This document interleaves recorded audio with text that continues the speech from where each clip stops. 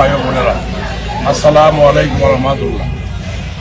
আমি আপাত মস্তকে একজন বিএনপির লোক, আমি সব সবাইকে বলেছি বিএনপি নির্বাচন করার ইচ্ছাও কিন্তু আমি পোষণ করি নাই। যাই হোক, মাহমুদুল্লাহ রুবেল সাহেবের দূরত্বের কারণে আজকে আমি এই অবস্থানে এসেছি। আমার জন্য অনেকে আপনারা চেষ্টা করেছেন, কষ্ট করেছেন, আমাদের পরিশ্রম করছেন। আজকে দেশনায়ক, আগামী দিনে প্রধানমন্ত্রী, আমাদের পার্টির চেয়ারপারসন তারেক রহমান সাহেব, ওনার লোকের মাধ্যমে আমাকে ময়মনসিংহে আসতে বলে আমি সেখানে আসি। আমাকে অভূত সম্মান দেখিয়েছে। সেখানে আমাকে মঞ্চে ওঠানো হয়েছে। মঞ্চে উঠে উনি তার যে বুলেট প্রুফ গাড়িতে, সেই গাড়িতে উঠিয়ে উনি আমার হাত ধরে এমপি সাহেবকে বলেছে, এই যে উনি সিনিয়র লোক, ওনাকে মেনে চলবা, উনি নির্দেশনে চলবা, কোনো সময় তার জানা আছে এই ভুল মতো হয় না। পরবর্তীতে বলছে, দল যদি ক্ষমতা যাক আর না যাক, আমি আপনার সবসময় পাশে থাকবো। আবারও ঝিনাইগাতি শিল্পতির আপামর জনতার কাছে অনুরোধ, আমার অপরাধটুকু ক্ষমা করে দেবেন।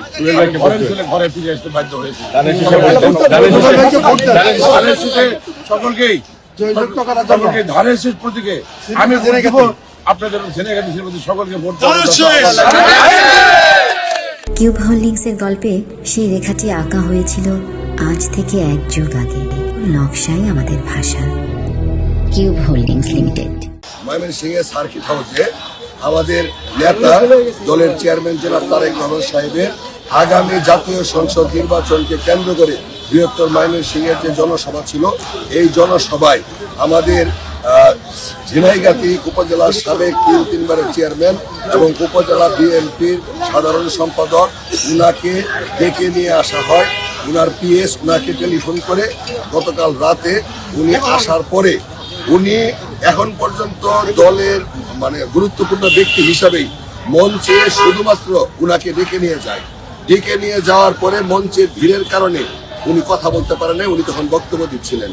এরপরে উনার যে গাড়ি, যে বাসটা আছে, এই বাসে উনাকে নিয়ে যায় এবং আমাকে নিয়ে যায়। নিয়ে যাওয়ার পরে আমাদের চেয়ারম্যান ওনার হাত ধরে উনি বলেছেন, আপনি ত্যাগী নেতা, দীর্ঘদিন বিএনপি করছেন, কখনো এত কষ্টের মধ্যেও দল ছাড়েন নাই।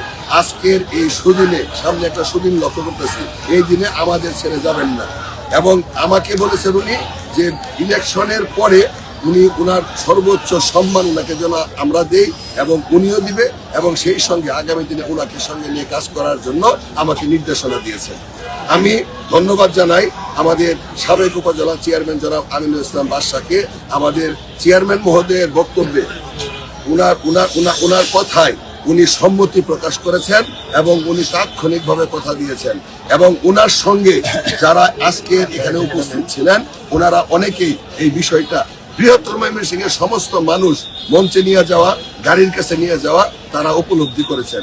তো সম্মানিত, আমি ওনার সঙ্গে যারা নির্বাচনের মূল কারিগর ছিলেন, হাতিয়ার ছিলেন, এখানে উপস্থিত হয়েছেন।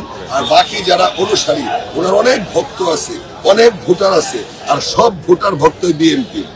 সুতরাং আমি বিশ্বাস করি উনি দলের প্রতি আস্থা রেখা যে সমর্থনটা জানাইলেন, উনার শুভাকাঙ্ক্ষী, উনার কলা কৌশলীরা, উনার পাশে যারা নির্বাচনটাকে পরিচালনা করতেছেন, সকলেই খুশি হবেন এবং সকলেই একটা দীর্ঘ মাঝখানের যে নির্বাচনের সময় যে কষ্ট ছিল, এই কষ্ট লাঘব হবে এবং আমরা সকলে কাজ করব এবং আগামী দিনে উনার পাশে যারা আছেন তাদেরকে নিয়ে দলকে সুসংগঠিত করব।